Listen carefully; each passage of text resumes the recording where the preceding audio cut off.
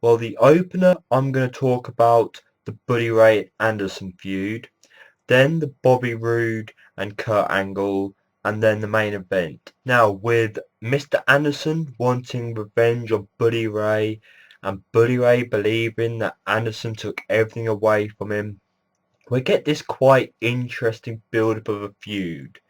They go to the church where the Ace and Eights were laid to rest. You have great contact between both Bully Ray and Anderson, but they're still teasing this, I'm going to set you on fire. So it got me thinking, could they build up to an Inferno match, a Buried Alive match, hence the coffin, or first burn match? Just three stipulations they could add during and because of the teases that this feud's had. But the deep thing about this was, we know how wrestling companies like to bring in personal matters to their storylines.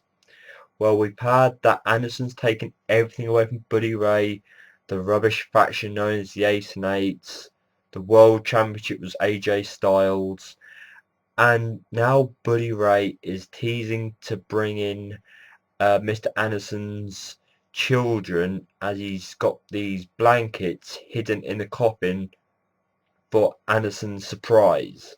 So, as much as I did love this segment, the interaction, the personal matter of Anderson's children, and I'm just wondering, after Genesis next week, are they going to continue to stretch this, or are we going to get the overall winner of this feud? But Buddy Ray being this loner character, he needs to snap out of it. Buddy Ray is the bully, the top heel of the company. Not this, you took everything away from me, I'm depressed. And Anderson, his character, at least he's in a spot where he's getting on TV. Not each and every week, but that's TNA's writing more than Anderson. But I look forward to seeing what comes after Genesis. The quote, the biggest match of my career, feels like it's being overused. Yes, the wrestling company, the wrestlers, want to build up to their big match, make it seem like a big deal. But that saying keeps getting overly used. Like Kurt Angle is saying his match against Bobby Roode is going to be the biggest match in his career. But I'm pretty sure if you look back in his history of matches, you could possibly find a bigger match, a match you felt was bigger. But in the build-up of the Kurt Angle-Bobby Roode feud, first you have Kurt Angle going almost one-on-one with Bobby Roode in a steel cage, but ends up facing Kaz and Daniels. Very cleverly done, 2 against 1. You expect the odds to be against the single wrestler, but Kurt Angle ends up coming out on top by beating, one guess, that's right, Kaz. Kaz gets Angle slammed and taken down to finish the match, and Kurt Angle's up, ready, and probably still wanting to attack Roode. But then, because of the main event storyline, Kurt Angle's rushed out the arena with Al Snow. And to be honest, the way they did that, no proper explanation. He was just rushed out. Kurt Angle's like, oh, I'm going to take your word because you're Al Snow. Gets in the car and that's him gone for the night. But it's all a part of Dixie's plan, which we'll get to next. Then Bobby Roode has a match. And if you talk about replayed matches in the WWE, the feud that you could say it helped to make Roode the big guy he is in the company now, but Roode ended up facing Sting. And still the same happens. I'm not going to swear, so I'm just going to go Sting almost beats Bobby Roode in a okay match, and then he has to get the Dixie Carter and Rockstar Spud to look after him by throwing him in a weapon so he could beat Sting. It's not a really good look for Bobby Roode if every time he goes up against Sting, He looked like a chump in a way with a few good spots. Sting almost beating him. I don't know. The match was more obviously Dixie trying to get a revenge. But Dixie's real revenge on Sting came after the match, where she says about not renewing his contract. Sting needs the contract to be who he is. And I don't know, it's coming to a point now where TNA are still failing. They're not growing as a company. They're adding stuff that interests you or us fans, but maybe not quite tough enough. If they're to keep rehashing the Sting contract storyline just to have that interest, it's going to get repetitive, boring, and we can pretty much expect that Sting's going nowhere. But I will say this, the Kurt Angle-Bobby Roode match is setting up quite nicely with one win over one win on this Impact show ready for Genesis. But if I had to be honest, Kurt Angle tonight from this point, looked like the stronger man. Now, the build up to the main event is probably what this whole show is going to be based on. From the opener, where Dixie Carter's talking to AJ about the ruling of the contract and the fact the main event is going to be a no disqualification, so Dixie Carter can guarantee that AJ Styles will be finished. And to help that fact, no one in the back will come out and help AJ Styles because she owns each and every one of them. But the way AJ has been speaking to Dixie Carter over the past couple of weeks, it almost feels real. Like this is AJ Styles putting a CM Punk on us, really giving his all to express himself before he finishes, before he leaves.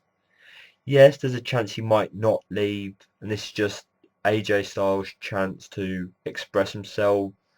But either way, I really feel the realism in these promos. And throughout the night, you had Dixie Carter trying to back up her, make sure no one else gets involved in the main event. Dixie Carter gets Gail Kim and Lady Tapper to get involved in the Eric Young and Joseph Parks versus Bro Man's match by taking out ODB, which distracts Eric Young, and Joseph Parks gets attacked, and Eric Young takes ODB to hospital. Quite a mess, but they're using the Joseph Parks character now for this show for the AJ Styles and Magnus storyline instead of this Abyss character. But I guess that's not too important for tonight. Tonight is to continue the build-up of the main event. It's just recently they've been building up the Joseph Parks storyline, Joseph Parks Abyss, but that could be saved till after Genesis, I guess. And then we have EC3 taking out Samoa Joe. This match, I really felt it was a great match to build up EC3 before Sting. He's facing a big name like Samoa Joe. And yes, it had a good fighting backstage on the ramp, really going down to beat down Samoa Joe. But in the end, Samoa Joe cannot compete anymore as they knock him out outside the ring and damage his legs. A good way for EC3 to not defeat a big guy like Samoa Joe, but to prevent him from continuing the match and EC3 walking out strong. So EC3 matches are gradually building up more heat, gradually building up so he's undefeated and he has his ways of looking good in matches. But that takes out Samoa Joe from helping the main event. And then you have the continuation of the feud between James Storm, Mr. Ego, versus Mr. World Heavyweight Championship briefcase, Gunner. And here we go. It seems like TNA are wanting to give that briefcase to James Storm as Gunner's putting his briefcase on the line for another match. As much as I want to support Gunner because it's someone different than giving it to James Storm, who failed in the world title scene with that Bobby Roode feud not actually going to its full potential, I feel that Gunner may not be at the right level to perform in that area yet. So the match is made, but them two don't get the match tonight, so it's going to be a Genesis match, and they get knocked out. So Gunn and James Storm won't be helping the main event. Then we get to the actual main event, and you know, it went down as you predicted. EC3, Rockstar Spud, the Bromans, with Ion, Bad Influence, all attack AJ. AJ's getting beat down, and out comes Sting to help. The referees get switched as we see hints of the old Earl Hebner, who used to shove people, get in their faces. I think man of the match has to get given to Earl Hebner. Seeing the old Earl Hebner breaking out was brilliant. And then Brian Hebner comes in, and it all goes down with everyone's involved. Dixie Carter's really playing her cards to get a new winner. And as predicted, we do get a new champion, but by the help of Bobby Roode. So once the Kurt Angle feud's dead, we could get an AJ Styles and Bobby Roode feud, because the Angle one and Bobby Roode cannot last that much longer. So maybe they found another step forward.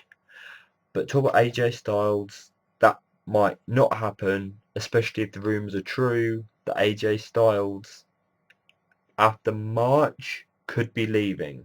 Oh, and how do I feel about Magnus being our new champion? I feel that they've left the door open for a rematch because of Dixie Carter's ways. Is it going to happen? Well, Genesis is just around the corner. We could do with a rematch, a proper clean win for one of the two. So I'll just have to see how it goes. But well done, Magnus. AJ Styles, we look forward to seeing what's yet left to come from you. Yes, we got someone new as the World Heavyweight Champion. But how many people are interested in the company right now? Yes, TNA are doing things correctly in some aspects now. Not in the X Division tag team. Knockout's not that interesting.